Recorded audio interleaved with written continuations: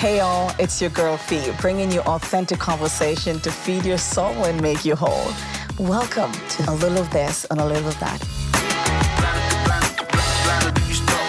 So what is this all about? It's about real talk, real stories, and real growth. It creates an open space for honest conversations. Wherever you're tuning in from, thank you. Hey all, it's your girl Fee, bringing you authentic conversation to feed your soul and make you whole. Welcome back to another episode of Likkle this and Likkle that. Wherever you're tuning in from, welcome. I have people tuning in from New Zealand. It's just so amazing. South Africa, shout out to you across the world. Nigeria, Jamaica, Canada, of course, where I'm at, and my home people in Jamaica. Big up yourself. So thank you so much. Do you believe that we're almost at 5,000 subscribers? Thanks to you for sharing, for commenting, for following. It is so important. And I thank you for being on this journey with me. It is so unique, and different components of this journey is going to connect with each person differently. So this episode now is about answering questions and feedback that you have sent in. So let's get into it. You know, it is hard to smile when I talk about forgiveness because it is so emotional. And I'm so glad so many of you have been asking me. There are 5 of the questions. We got so many questions, but I picked 5 of the questions that I want to answer for you today. And I chose the topic on forgiveness that you've been asking me about because lately, whether it's talking with clients, family, just general people in the community, I see that is something that is permeating the atmosphere where people are struggling with it, trying to deal with it, trying to forgive. And it's just hard. It's just hard. And I do believe that it is a universal struggle. And so what I want to do today in answering the questions that I have here from you all is to give you my raw, real, and what I think is a transformational approach to forgiveness. Because I do believe that forgiveness is about self-love. It's about self-liberation. It's about self-care. And it's most importantly of all, for me, it's about emotional discipline and leadership. And so I want to get into your questions right away. So the first question I have here, it comes from M Queen 009 something. The person says, why do you speak so much about forgiveness? Thank you for that question. I thought about it, and I literally this morning around 7:30 is trying to write down these answers. Why do I talk so much about forgiveness? And it makes sense that I talk so much about forgiveness because self-care is so important to me. Self-care, self-liberation, self-love is so important to me. And if self-care is important to me, and I know forgiveness is something that pulls me down, it drains us, it stresses us, then why would I not want to target it? Why would I not want to address it? And so that's why I believe it is so important to me, because it's something that I'm doing for me. It's not really for the person that I'm having that issue with. And so I do hope that answers your question.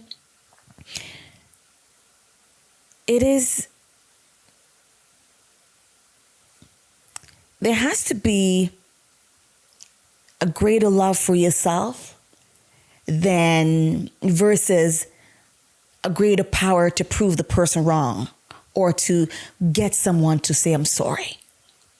And that's what I want to come to terms with for myself. It is important to me because, as I said again, in the simplest form, it is self-care. And if I love myself, it is part of my practice I've taken care of my wellness, my health, my mental health, my emotional health. It's a holistic approach to how I take care for who I am and to maintain my joy. So again, I'll leave that with you. If you still need some clarity, please connect with me. The next question says, how do I forgive someone who isn't sorry? I can't read out all these hashtags and names, so I won't bother with them. But how do I forgive someone who do not say sorry? I used to listen to this pastor. His name is Creflo Dollar. And one time he said, if you wait for someone to say sorry before you forgive, then it's not forgiveness. You're selling it, because it's almost like it's in exchange for something. If you do this, then I will do this. So therefore, it's not giving. And I wrote down another thing here that I want to use for that. It cannot be conditional. It has to be something that you've made up your mind about, because again, the whole thing about forgiveness, guys, that I think making it hard for us to forgive is the fact that we forget that it is for us. It is for me when I forgive. It is for you when you forgive. So making it conditional while you're the only one walking around in pain, waiting for a story that may never come, is very damaging. This topic is very big. It's very sensitive. It's very touchy. We'll say in Jamaica, it's touchy. It's very touchy. And as I said, it's a universal struggle. And I don't deem to know all the answers. I'm just telling you what worked for me. And I'm glad that you guys are asking me these questions. And one of the things, as I said before, I'm going to use these 5 questions that I picked from so many that I've received to try to answer and give you my perspective on it. This is my perspective. You can just take what you want from it and what resonates with you. But this don't work for everybody, right? So it's a little of this and a little of that, a little tidbits. You take from it what works for you. The next question was, how can you tell if you've truly forgiven? Wow. So that's a lot of self-reflection, self-awareness, and even most importantly, honesty. You have to be honest to ourselves. You can't lie to you. And I'll tell you this. Many girls in particular have issues with mom-daughter issue. I don't think I particularly had a mom-daughter issue, but I wasn't raised by my mom. And the things that I heard growing up, it caused me to have some questions and maybe some hidden hurt that I didn't know about and some that I do know about. And the moment I moved to Canada and I sat in front of my mom feeling like I'm probably meeting her for the first time, I had some questions for her. But one of the things I realized is that I needed to heal because there was some hurt. And I can't blame her for my hurt. I might say she's the reason I'm hurting, but also maybe it's my interpretation is the reason why I'm hurting. So my responsibility, she's not responsible for my hurt. And that's what I had to tell myself. So what I did, I started writing. So I wrote this book, and it was my way of healing myself. And the book was really about being a teen mom. And I named the book, Cherish Your Mistakes, There Is Hope. And we can get into that a whole other time. But the whole idea for me was, as I was pouring out into the book, it's almost that was a part of my transformation. It's taking the pain out of me and putting it into something else. But it was not just going into waste. So what I know, and I can tell you for sure that works for me, is that you will know that you're forgiven because you can now use your story to better others, to empower and liberate others. When you're telling it, you don't feel the same pain. Even if there are tears, they're not the same tears. You don't have that bitterness and resentment. So those are ways that I was able to assess myself. And that's just one of the many examples. I'm constantly having to forgive whether myself or others. But that's one that I want to say to you that you will know. But you have to be honest to yourself. And before I get to the next question, as I was saying, let me just say this. You may even never know that you've truly forgiven. But I think one thing is key. It has to be your genuine intention. And it's something that you work on daily. It's not something that's just going to happen. Nothing just happened. You don't just lose weight. You don't just this. You don't just that. And neither do you just forgive and it happens. And remember, as I said earlier, forgiveness is misunderstood sometimes because people think that forgiveness means you're forgetting. We don't forget. You may never forget. There's some that you might forget. But it doesn't mean forgetting. So you may never know. But make it your intentional, genuine effort to work towards it. All right, next question. So, what if forgiving feels like letting them off the hook? Let me read that again. What if forgiving feels like letting them off the hook? If I could ask you to elaborate more on that, I would. So let me just answer it based on what I'm hearing. And again, in some component of this, it's going to feel like there's a repeat because you do not need a sorry. And the person don't have to show any remorse for you to forgive. But it does not erase accountability to you. Because again, everything about forgiveness is for you. Sometimes it can be for the person because some people have already acknowledged what they've done. They took accountability for the action and they approach you and you hold on to it. So there's that perspective as well where somebody come to you and say, please forgive me. Oh no, I will never forgive you until I die. So sometimes simultaneously as you forgive and it's releasing yourself from that pain and allow you to grow and create space for a healthier, happier life, it is also liberating someone to understand that you'll be forgiven. You can imagine someone dying thinking that they've been asking you for forgiveness and just know that you hang on to that and vice versa.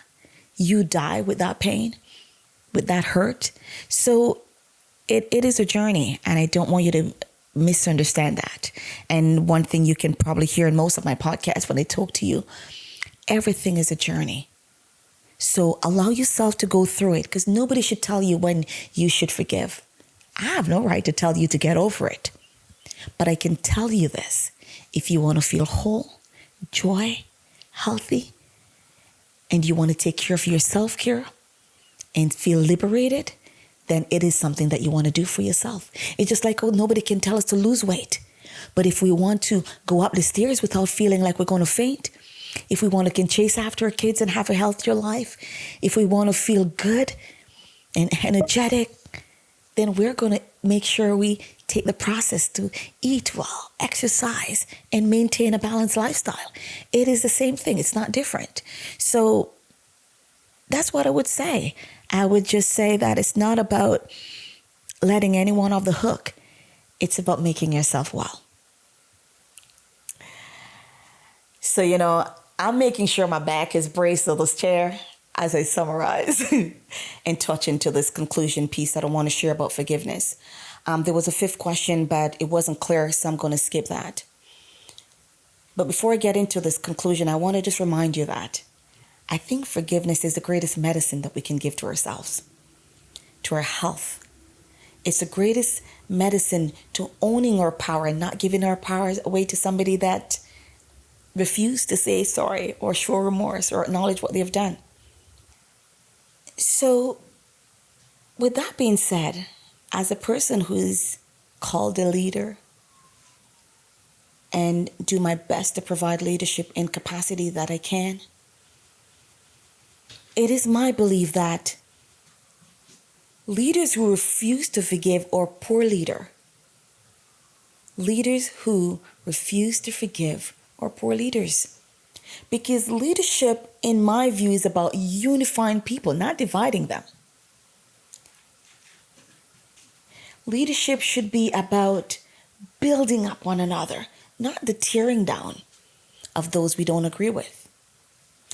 So it is heavy. It is heavy, and it's very a personal topic for me. And I'm so glad that you've been asking questions about it, because it is my belief that leaders who cling on to resentment, hate, unforgiveness, they create an environment of fear and division. And therefore, that just blocks progress. And it blocks us from being inspired. It blocks the ability for us to inspire change. And so if we call ourselves leaders and put ourselves in a role of leadership, where we should be of example to a greater community, a larger body of people, we have to live by example. Hey, don't fool yourself. Am I saying you're not going to get upset and have disagreement with people? No. Am I going to say you're going to be loved and not be criticized? No. But when I choose to be a leader, my focus is I'm not responsible for people's behavior. I can't tell people how to behave, but I can demonstrate that in my leadership. I can demonstrate patience. I can demonstrate reconciliation. I can demonstrate what it is to bring people to healing through disagreement. But the purpose of leadership should be finding common grounds through our disagreements, through our differences, to build up and make a change. Then what's the difference then between you and anybody else? And so, of course, this matters to all of us, but especially when we put ourselves in roles of influence and leadership, whether it's government, education, business. You have to have that ability to regulate and discipline your emotion. All right. So listen, I have more episodes to do, so I can't let this one make me feel a little bit too somber. But it is deep and it is real. People are hurting. I said it before. I'll say it to you again. This is a universal struggle. Whether you're a child or a grown adult, we all struggle with unforgiveness. Hey, does it mean I'm perfect because I've managed to know how to forgive? Far from it. Filled with flaws. But because self-care matters to me, because leadership is matter to me, these are things that I have to handle. These are things that I have to find a strategy to deal with. I love quotes, so I'm going to read a few to leave with you about this. There's a guy that I love. He called Simon Sinek or something. Simon, sorry if you listen to my podcast and I'm messing up your name. And he says, leadership is not about being in charge.